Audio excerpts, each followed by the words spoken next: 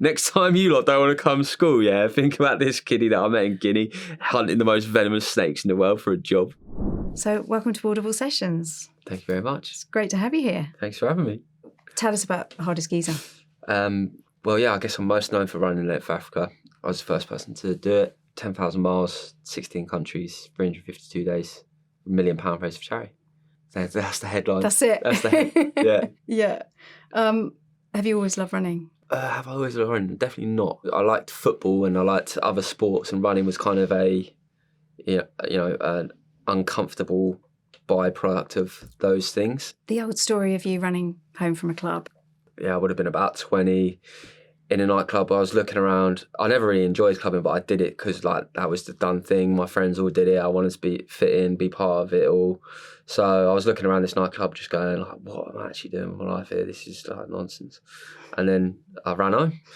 And it was a long slog, about 11 miles, which was way further than I could really run. So I was stopping, starting. I had naps on the pavement. I was, out of breath, taking Did you think, ages. like, what am I doing? I wasn't really deep in it too much. I was just feeling really, like, ferocious and sort tenacious. Of getting out your system. Yeah, and I was like, let's do it. Yeah. Even though I couldn't really, I wasn't really physically anywhere near that level of fitness to be able to do it. But I was just like, let's just throw caution to the wind and try and do it. Yeah. It was my mate that said to me, like, right, well, let's do half marathon. Like, I'm training running now. Like, I'll help you. I'll come and train with you. And I really lent on him during that time. And then it was that process of, really applying myself to something that actually gave me positive outcomes in return. And I had more self-belief. I had more confidence. And then I just kind of rolled with it. Yeah. So let's move on to Africa. How did you go about planning for it? More and more, I really do try and keep things as simple as possible. So it literally starts with that map and the route, and then you start looking at the problems. You go, okay, Sahara Desert. There's not a petrol station like there is in Europe every 30 or 40 kilometres. So, gonna probably need a support van. And then you think, okay, support van, that's going to cost a lot of money. That means we need to pay petrol, and that means someone else needs to come, which means they're going to probably need to get paid. And then, out of that, we start thinking, right, well, we need to develop a business plan to figure out how we're going to pay for this. The best business plan that I came up with was like, okay, if we make content, then we can put them online, and then we can get sponsors and brands to help us with the funding if they can be part of the videos. And then you just like gradually, bit by bit, just start building out,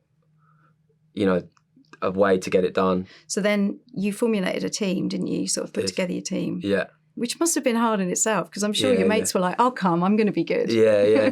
I had to kind of, because it was going to be such a small team, I needed each person to have like quite a broad skill set of what we needed them to be able to do. Otherwise it just, it would fall flat straight away. So yeah, the recruitment process was quite a fun one. So you got your team. Yeah. You're all ready to go. And then you had to change direction, didn't you? So you wanted to start from the north and go south, but then it was like, that isn't going to work. That was a huge blow because we didn't really have much money, and shipping all of our stuff to South Africa and start from there cost us the rest of the money. Yeah. So I remember being in London when the Algeria visa got denied, and thinking, right, we're going to have to go from South Africa, and I'm going to have to find some money. And then I pulled together a last minute sponsor for 10 grand, and I was like, there's a lifeline there. So yeah, I mean, it's quite funny how every time something felt like it was about to kind of end the mission, something would just claw us out of it. I love that. Yeah. I also love when reading through it, it felt like it was sort of like a history lesson at the same time, and you tell us about the politics, the culture. I found out loads about Africa reading it, which I didn't expect. It was really interesting. Yeah, I think before I went, I knew little bits about all of these places, but being on the road and actually running through these countries kind of forced me to contemplate a lot of these things a lot more. The level of suffering in a lot of instances is quite extreme. Yeah.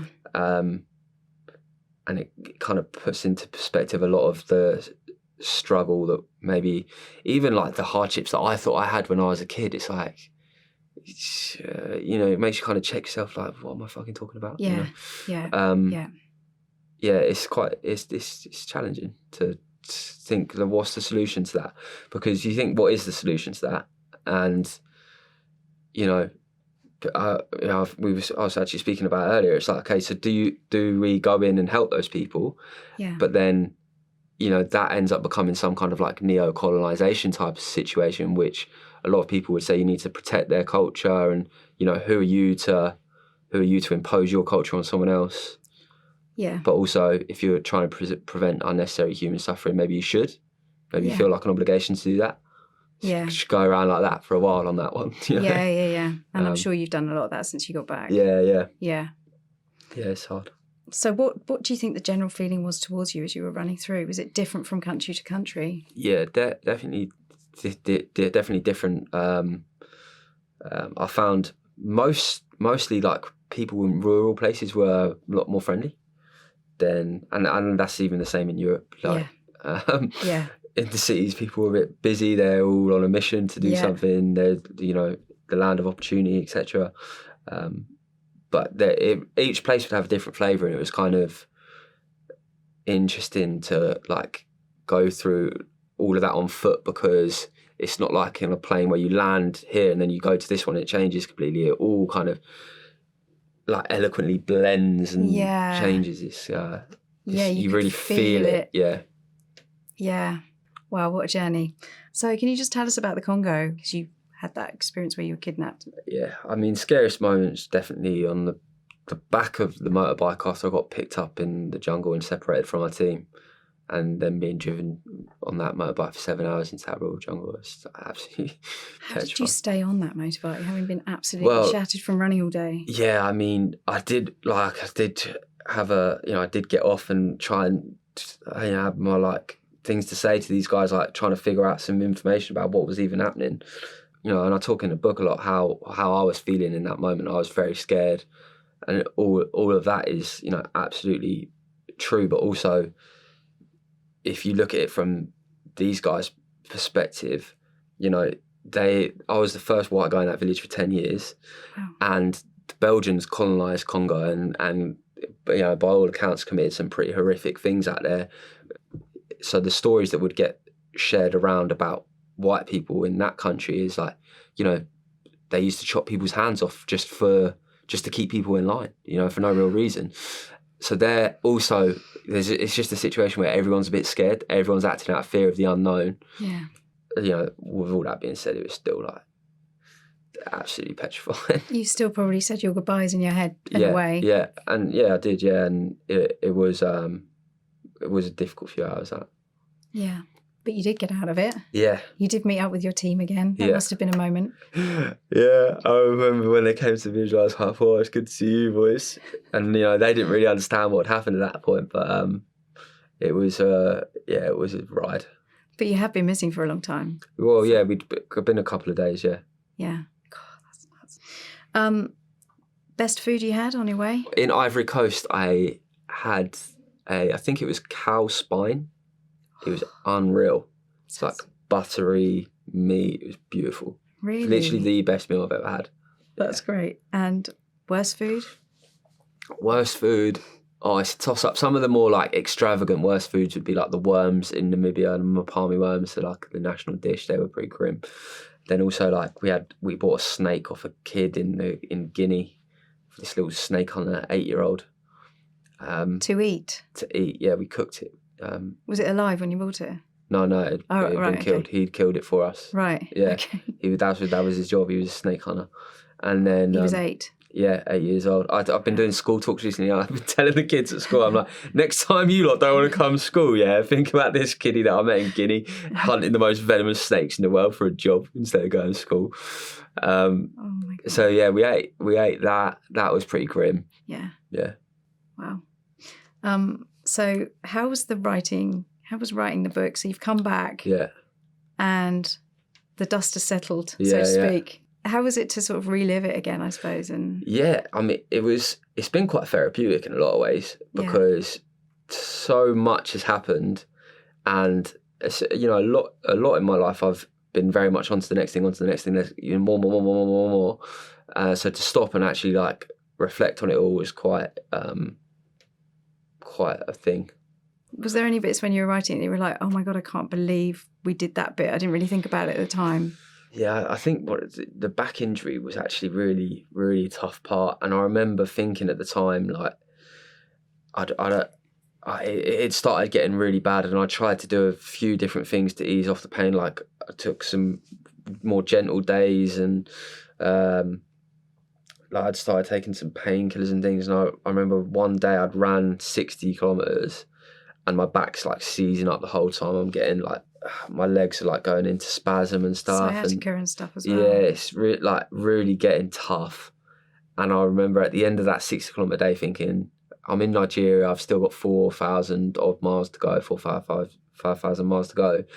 If every day is going to be as painful as that, I'm in for like, this is going to be the worst, most horrendous, you know, few months. Yeah. And like eventually with like a dose of medication I could never recommend for a period of time, I could never recommend, and like, so all of these different things that we tried, like, it's managed to ease down enough so that I could manage it a little bit better, but it was still the whole time rough. And I do like look back on that and think like, yeah, that was rough, you know. Yeah. That was rough. Tell me about the finish line. What was that like? Totally surreal seeing everyone, like really quite strange after a year of being on the road, just mostly running by myself. Quite overwhelming, but also just very special. Like, I remember the moment where I saw the Med Sea, and it's obviously something I've been dreaming of for like the longest amount of time at this point. And I run over the hill, see it, and I just like thought of, like, I just had like a flashback to when I was like young kid that just left home, and I was skiing, and I remember opening my cupboard and seeing this tin new potatoes from Lidl that was my dinner, and I was like, oh, this, you know, this bit shit. And then I remember like having that moment where I've seen the Med and like, right, I've run the length of Africa, and I was like to myself, like, we did it, you know, like all of it, we overcame it, we're here, we made it. And all those people that were there. Yeah. And your family too. Yeah. Must have been a big moment. It was, yeah, it was an emotional one. How did you find narrating the audiobook? Yeah, good. It was hard. It was a bit hard because I'm really bad at reading. Like every other sentence, I'm stumbling over my words. But we got it done, and I think the audio, like, I would listen to the audio, and I think it's better because you can hear like the emotion, especially when I'm talking about stuff like the Congo. Like, I couldn't get through that Congo thing without crying. Like, you can hear it when I'm reading it, so kind of feel it a bit more, I think. I was going to ask you that. Was it hard to sort of almost read it through? Yeah, it was tough. There was a couple moments in there where I was like, just going to have to give me a minute here, you know? Yeah. Did you think that this might be sort of like helpful, I don't know, inspiring for people to read? So people that are struggling I hope so. You know, like, it's obviously for people to take however they want. Like, hopefully there's some stuff in there like that helps people imagine a different path for themselves than what they're currently on if they're having a hard time. Yeah. Fantastic. Thanks, Russ. It's been really good to chat to you.